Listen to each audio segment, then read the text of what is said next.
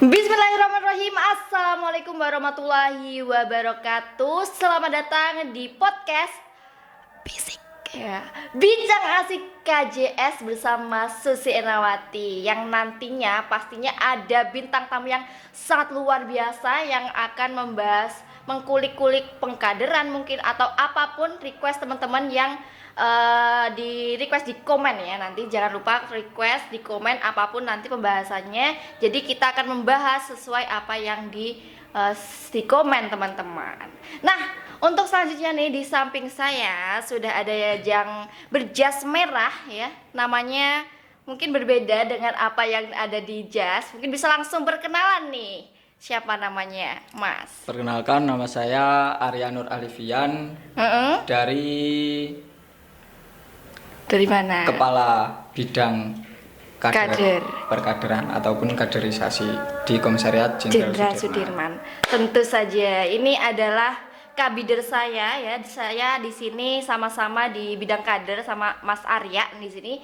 Jadi nanti kita akan membahas mengenai Q&A mengenai apa pengkaderan itu seperti apa gitu ya. Mas Arya ya.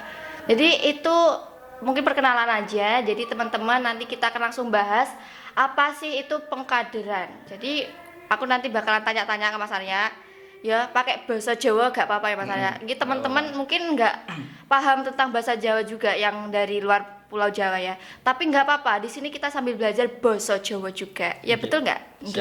Nggih. Nah, yang pertama nih, tapi sebelum itu aku bahasanya ya, memanggakan itu apa ya? Mempersilahkan Mas Arya. Di sini sudah ada kopinya karena kita nggak puasa ya. Nggak puasa. Dan juga mohon maaf hari ini kan hari Jumat nih ya. Mungkin nanti podcastnya mau diupload kapan sama editor ya di medcomnya KJS. Ini hari Jumat dan ada kira nanti mohon maaf jika ada backsound yang mungkin menenangkan hati para penonton nih. Langsung saja. Yang pertama, kenapa Mas Arya? Di sini kan kita IMM nih ya, organisasi IMM. Kenapa IMM itu disebut organisasi perkaderan? Ya mungkin setahu saya itu karena arah perkaderan IMM itu merupakan penciptaan sumber daya dari mahasiswa yang memiliki kapasitas akademik yang sangat memadai, sehingga perkembangan dan kebutuhan zaman juga seharusnya mahasiswa juga bisa mengikuti dari zaman yang dulu maupun dari zaman yang sekarang, sehingga agar juga mahasiswa memiliki sifat yang bertanggung jawab serta memiliki nilai dakwah, amar ma'ruf dan juga nahi mungkar. Mungkin seperti itu. Jadi memang organisasi perkaderan IMM itu ranahnya di Muhammadiyah gitu ya. Jadi memang sesuai dengan apa Mas Arya? Amar ma'ruf nahi mungkar. Itu artinya apa sih?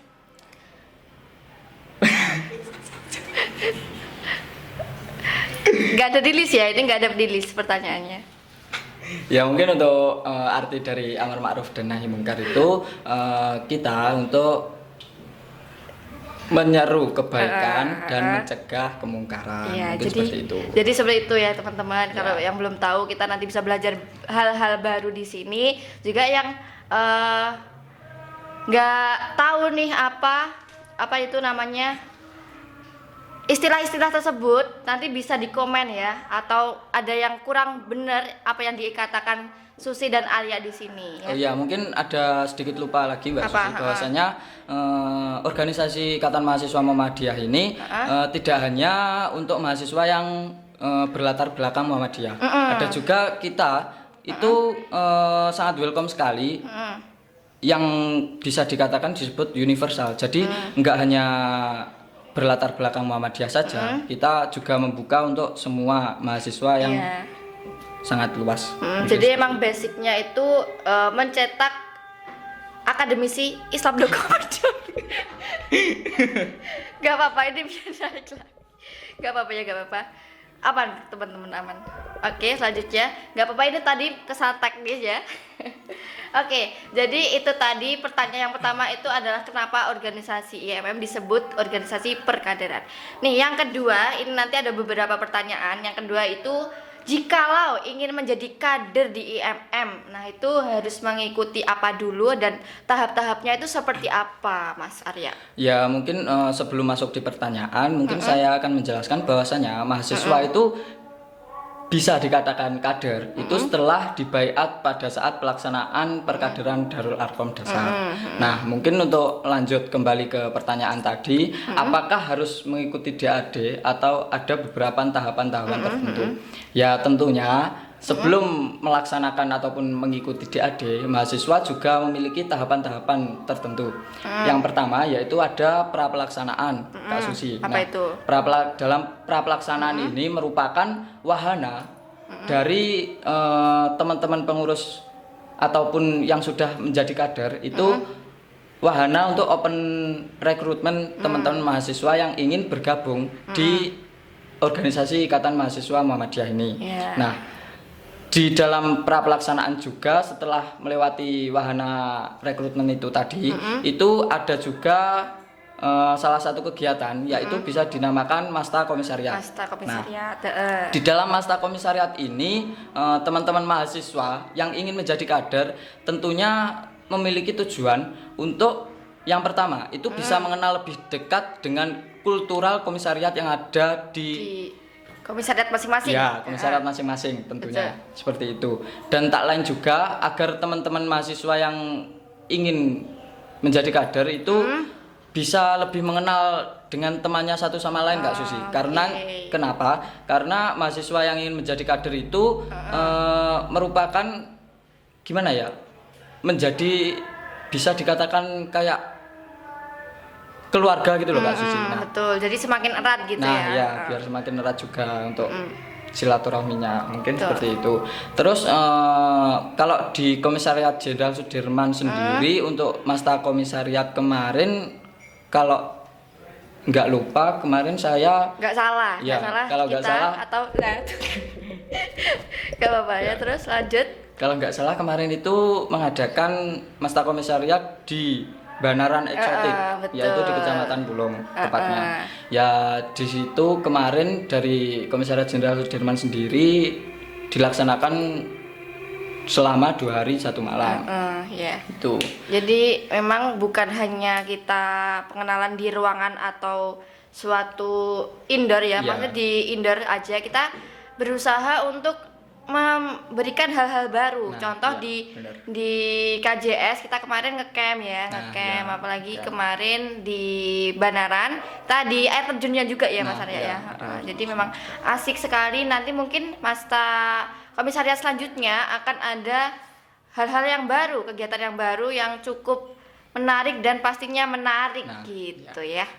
Ya mungkin kalau dari bidang kader Komisariat Jenderal Sudirman kemarin mengambil opsi dengan konsep seperti itu karena ya dari Komisariat Jenderal Sudirman sendiri gimana ya, kan di Fakultas Ilmu Sosial dan Ilmu Politik dan juga Fakultas Hukum. Nah mungkin saya rasa itu teman-teman lebih gimana ya, kalau awalan di indoor kan mungkin terlalu sangat gimana gitu. Terlalu formal lah ya. Mungkin kita ambil dengan konsepan seperti itu. Iya, apalagi culture, kultur atau budayanya Komisariat KJS ini memang apa ya? Lebih ke happy, have fun ya enggak sih? Humanitasnya sih mungkin. Betul sekali. Terus apalagi nih? Terus apalagi? Setelah melaksanakan pra-pelaksanaan itu tentunya ada pelaksanaan. Nah, di dalam pelaksanaan ini bisa dikatakan sebagai DAD. Nah, DAD itu merupakan kepanjangan dari Darul Arkom Dasar. Nah, yang berarti bahwasanya itu DAD itu sebuah gerbong awal untuk mahasiswa mengikuti organisasi IMM, sehingga di dalam Darul Arkom Dasar ini mahasiswa diberi materi-materi ataupun pemahaman terkait ideologi Muhammadiyah, ideologi IMM, sehingga itu nanti menjadi bekal mahasiswa untuk keluar, maksudnya bukan kok keluar dari IMM Iya, keluar maksudnya dari keluar entah itu terjun di lingkup kampus ataupun di lingkup masyarakat, mungkin di seperti itu. diaspora lah ya, Ya, istilahnya bisa di dikatakan diaspora, seperti itu. biar Ormawa atau yang lainnya itu jadi ajang belajar Nah, teman-teman iya. kader IMM. Jadi bukan hanya apa ya di dalam IMM saja. Jadi IMM itu kalau menurut aku sendiri, menurut Susi sendiri itu emang tempatnya tempatnya gimana kita belajarnya, dan untuk prakteknya nanti kita keluar dari IMM sendiri. benar, gitu nggak sih benar, Mas Arya? iya. Gitu. Benar sekali. Terus ada lagi?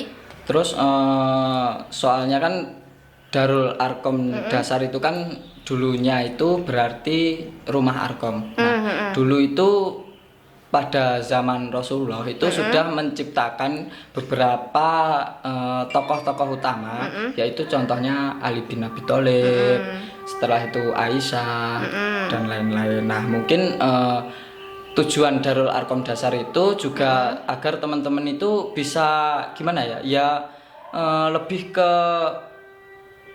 mencari jati diri sih, mencari jati dirinya itu sesuai passionnya. Apabila ada mahasiswa yang lebih suka ke politik, ya kita Memberikan lebih membimbing ke politiknya. Ya, Nah, wadah apabila lah ya. ada juga yang mahasiswa senang ke filsafat, nah itu kita memberi entah itu buku filsafat ataupun yang lainnya. Mungkin Belajar seperti di itu. situ ya.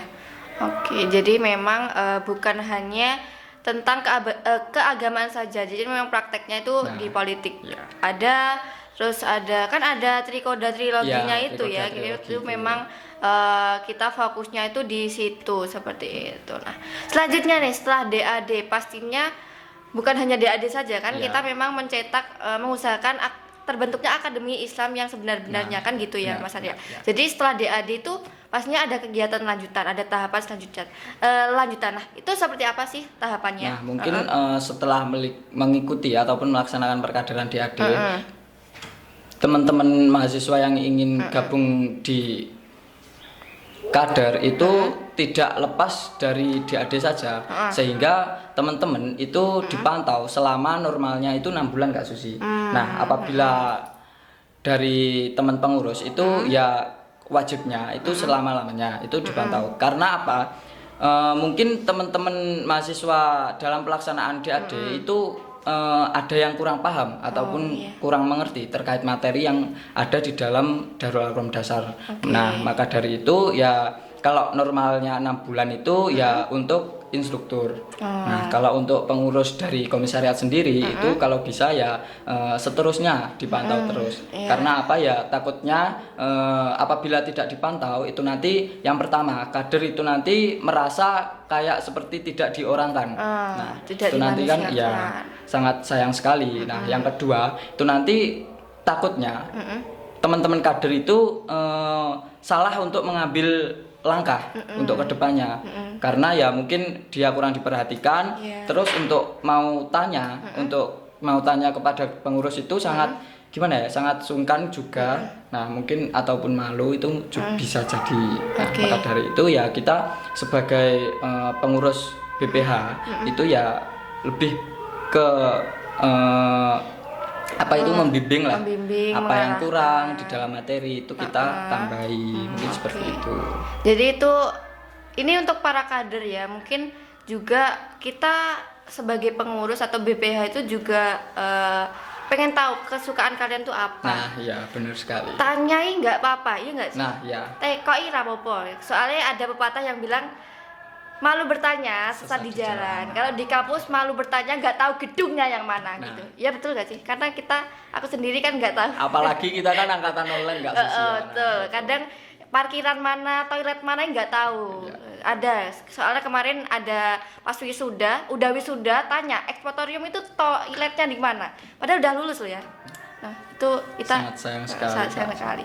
Jadi itu. Oh ya, ini seharusnya tadi manggilnya itu Kak. Bukan Kak ya, Imawan Arya sama Imawati Susi. Harusnya seperti itu. Ini baru perdana, jadi makanya. Makanya kita agak nervous. Iya, nervous Iya enggak? sih, iya. Ini Sampai boleh diminum apa keringetan. enggak Susi? Oh iya, silakan diminum dulu, Dok. Ini tadi yang membelikan tim kreatif ya. Terima kasih tim kreatif sudah memberikan sponsor secangkir kopi. Kita udek dulu. Oke, lanjut. Ini taruh sini Mas Arya. Iya, iya. Imawati. Imawan Arya. Oke, selanjutnya.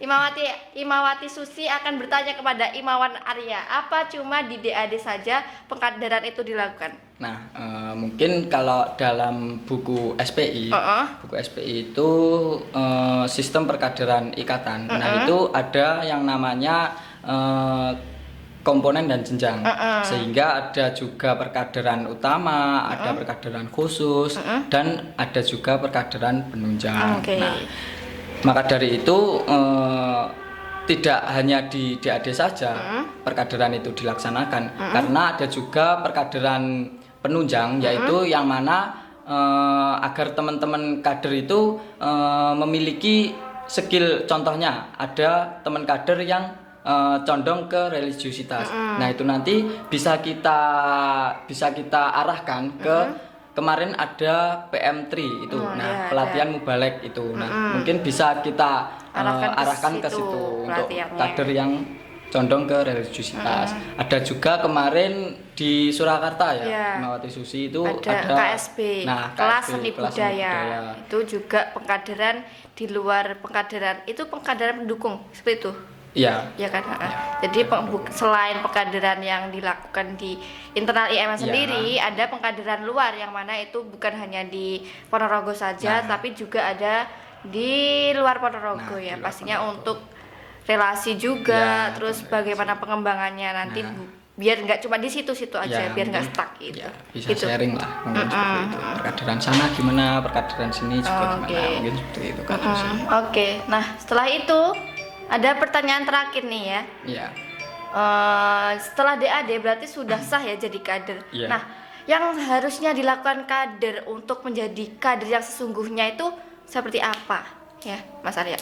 Ya, mungkin kalau bisa dikatakan supaya menjadi kader yang sesungguhnya, kalau saya pribadi mungkin kader itu setelah di DAD kan, di DAD itu untuk mencari jati diri Kak Susi ya. Nah, mungkin setelah untuk mencari jati diri, nah kader itu kalau bisa lebih memperdalami apa yang ada pada jati dirinya, sehingga bisa untuk menjadi sebuah pengalaman, pelajaran. Contohnya ada kader yang di politik. Nah, mungkin politik. Nah, ya kalau bisa ya teman-teman kader itu tanya kepada pengurus yang semisal ada pengurus juga yang terjun di Ormawa. Nah, itu mungkin bisa sharing. Mas, ini gimana? Mas, Mbak, bisa tanyalah ya. Karena memang para demisioner ya juga demisioner. Ada yang boleh ditanya juga. Kan kita namanya IMM tuh nggak putus sampai selesai kepengurusan saja, tapi kita itu adalah keluarga, betul? Keluarga. Ya walaupun sudah demisioner juga ya, kita tetap menjalin keluarga lah. Menjalin hubungan erat. Oke. Karena jadi, kalau kader gimana? Kalau kader bisa cuman hanya ikut-ikut saja itu sangat disayangkan Kak Susi, Imawati Susi. Karena ya gimana ya, mau ikut IMM ikut-ikut temannya. Nah, sedangkan teman-temannya itu memiliki tujuan ataupun track record untuk mengikuti DAD. Nah, sedangkan dia hanya ikut-ikut temannya kan sangat disayangkan sekali seperti itu. Ikut-ikut kalau hal baik nggak apa-apa, tapi kalau mungkin karena ikut-ikut itu temennya udah nggak aktif, tapi dia sebenarnya pengen aktif di IMM, tapi lah temennya nggak ada, itu disayangkan. Jadi mungkin tujuan itu bisa dicari saat sudah masuk di IMM juga, seperti saya mungkin seperti itu. Ya, kalau boleh tahu dulu Kak Susi alasan untuk mengikuti IMM itu seperti apa? Bisa sharing kepada penonton nanti. Ya, di sini saya ditanya juga ya berarti. Kalau Imawati Susi sendiri kenapa masuk IMM itu sebenarnya nggak ada alasan dulu tuh, cuma pengen ikut. Karena kan memang pengen ngembangin skill di bidang public speaking toh. Imawan Arya. Jadi memang kok di situ bukan public speaking yang tak dapat, tapi di sini ada awalnya di di awal-awal tuh nggak paham, tapi setelah itu jadi paham, terus jadi pengurus, terus banyak belajar juga gitu. Mungkin dulu juga masih jarang ngobrol sama Imawan Arya seperti ini, karena memang dulu kita beda prodi juga ya. Beda Sekarang pun juga fakultas. masih beda. Tapi seiring berjalannya waktu, kita kan memang apa ya, ideologi itu tertanam di tertanam kita pada sendiri kita ya sendiri. gitu, kan? Oke, gitu. Berarti untuk kader itu harus melakukan memiliki pertanyaan juga untuk para pengurus, untuk dirinya sendiri seperti itu ya. Ya soalnya kalaupun kader tidak bertanya ya kita sebagai pengurus BPH itu ya juga harus tanggap Pak Susi, karena kita di kader ini untuk mengkader. Oke. Seperti itu. Kita di sini mengkader. Gimana? Kita di kader. Kita di untuk kader mengkader. untuk mengkader. Oke, seperti itu. Dan mungkin itu saja yang Imawati Susi tanyakan. Mungkin dari Imawan Arya ada closing statement untuk podcast bisik kita hari ini. Ya mungkin untuk closing statementnya Closing statement. ya, statementnya ini ya agar untuk ke teman-teman kader sih, kalau bisa ya mungkin waktunya ini kan tidak lama juga, waktu di adik kemarin belum ada 1 tahun. Nah kalau bisa ya lebih untuk menambah wawasan ataupun mengasah soft skillnya, skillnya di mana, passionnya di mana, itu silahkan untuk terus dipelajari, karena ya itu tadi yang saya katakan sangat disayangkan kalau memang seperti itu. Oke. Itu terus. Jadi itu harapannya dari Imawan Arya, juga Imawati Susi juga seperti itu harapannya untuk para kader. Dan mungkin itu saja yang dapat disampaikan pada podcast Bisik kali ini, episode 1 ya. Betul kan? Nah, nanti akan diupload di mana nih, Kak? Di YouTube. Nah, jangan lupa nanti di like, komen, juga share ke teman-teman kalian. Subscribe juga, dan untuk yang mau request kita mau bahas apa bisa di komen, juga mau diskusi di komen boleh banget ya. Ya, oke. Mungkin cuma itu saja yang dapat kita sampaikan. Mohon maaf jika ada kesalahan. Imawati Susi juga Imawan Arya. Sekian, billahi fisabilil haq fastabiqul khairat. Wassalamualaikum warahmatullahi wabarakatuh. Bye bye.